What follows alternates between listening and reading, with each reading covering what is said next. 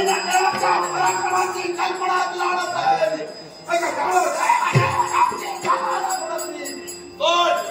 पुत्र तरुण होय असे केवळ दुसरे पराक्रम विसरायच नसतील, पण तरी सुद्धा आतापर्यंत मी म्हणणारे मातापर्यंत तिला आपल्या पायात खाली लागले कित्येक साधूंना त्या रणरांगेत रक्तस्नान घातलंय.